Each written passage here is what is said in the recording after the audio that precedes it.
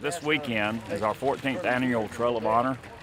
It started 16 years ago with the Run for the Wall, creating a southern route. All right, let's go ride. This is an opportunity particularly to allow children to come and see what America is truly all about, how the fighting men and women of this nation since the French and Indian War have fought for liberty and justice, and everything I can do to make sure this great tradition continues. It's one of the top tourist attractions in southeastern United States each year. Thousands of people will be here to honor our military on the Trail of Honor. It's coming up Highway 49 here in a few minutes will be one of the Vietnam Traveling Memorial Walls. We're here to fire a salute in memory of the men that are memorialized on that wall. The sons of our country that did not come home from Vietnam, and some who have never come home.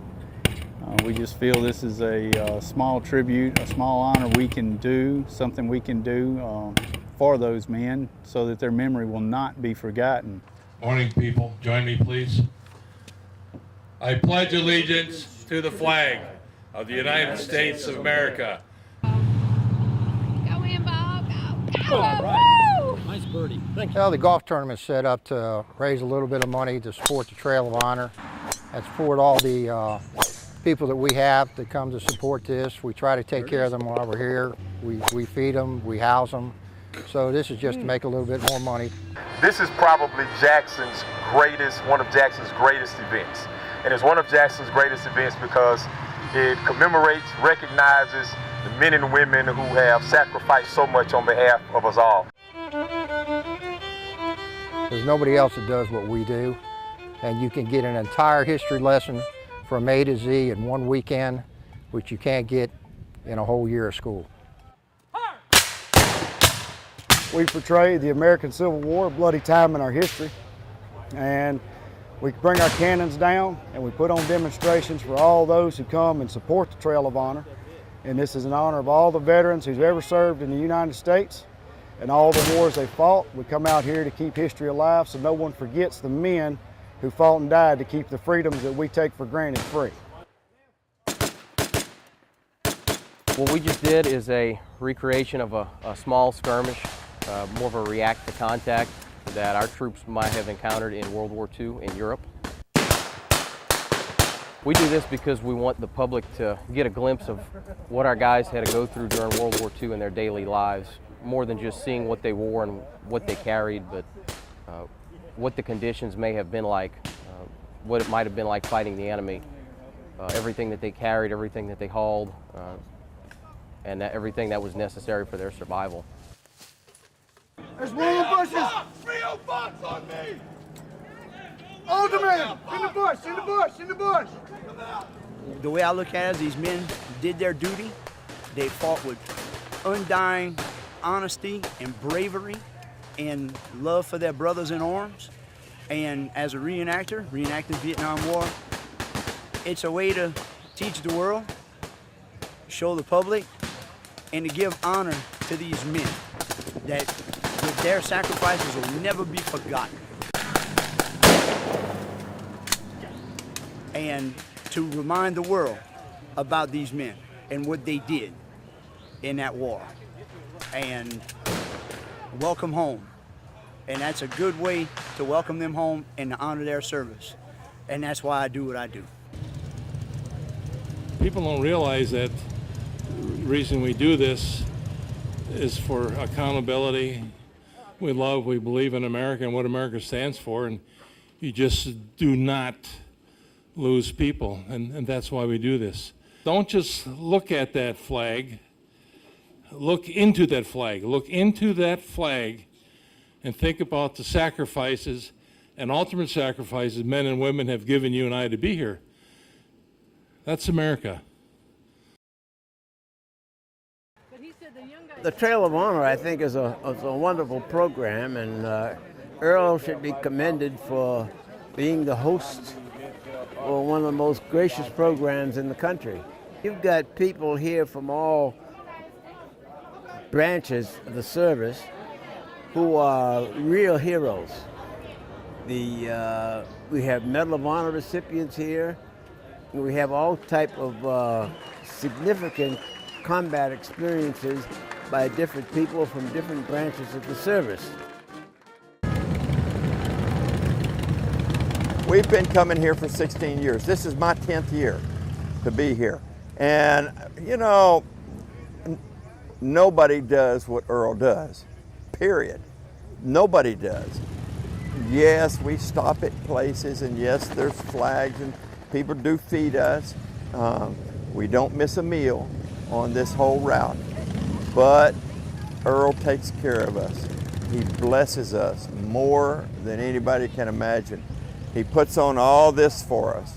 I think there's one other place that we stop at that's done it for 16 years. But Earl's the one that takes care of us and takes care of us generously. We give that plaque, that piece of wood and metal, as a commemorative to us being here, but it's more than just that. It's more than that. It's the piece of wood. It's our hearts. It's not the piece of wood, it's our hearts. That's what we feel for Earl. We couldn't be more proud to be a part this year of the Trail of Honor and encourage everybody to come and participate, not just this year, but every year. This needs to be on your calendar.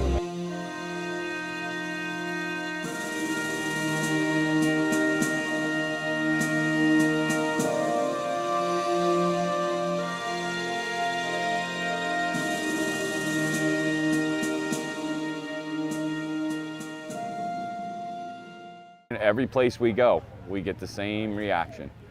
You know, it's always a lot of emotion. It's the first step in a healing process after almost, 50 years now. So, yeah, I mean, it's what keeps us going. It gives us the drive. Myself and Lucky, my partner, you know, we look forward to going out. It's very rewarding. You know, it took me years to go to the moving wall, and I went in 2014. First name I came to was my team sergeant's name, and it brought a tear, but it was ironic and unique. The first name that I would find would be his. You know, when I think about all the friends, all my comrades that's on this wall, it's a sad day. It's not a glorious day, but we hold them in our heart. We hold them in our memories. They gave all. They gave all. Many of us came back. We gave some, but we didn't give all.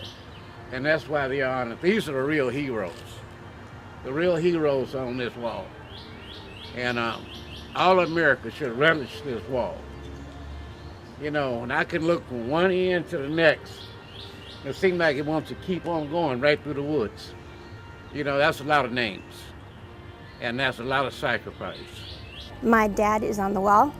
Corpsman Gary Norman Young was killed in Vietnam in a helicopter medevac crash in February 7th, 1969. My dad was killed before I was born, and I was actually put up for adoption. So I found out who my dad was 20 years ago. And coming to the traveling wall or the Vietnam wall makes me feel connected with him. So the first time I saw him was in 1998.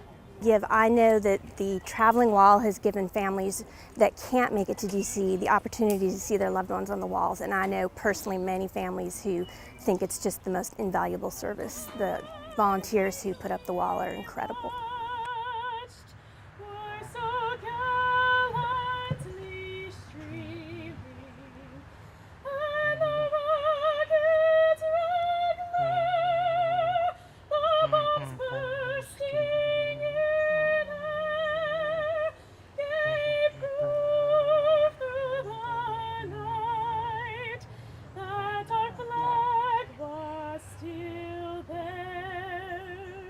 Congratulate our veterans and to hold them dear and say, it's because of you our country is great.